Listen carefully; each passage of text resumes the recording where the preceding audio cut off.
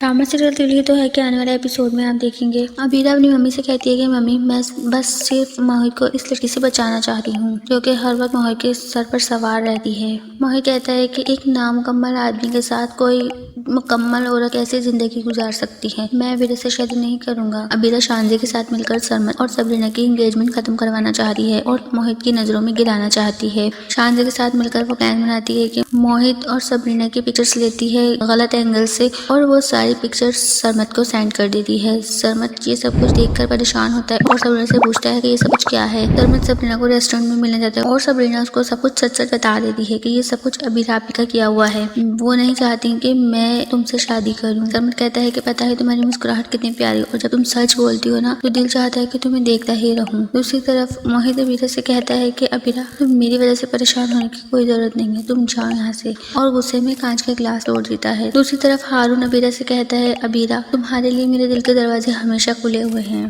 तो दोस्तों आपको क्या लगता है, क्या अबीरा हारून से शादी कर ले? कमेंट सेक्शन में अपनी कीमती राय का इजहार जरूर कीजिए।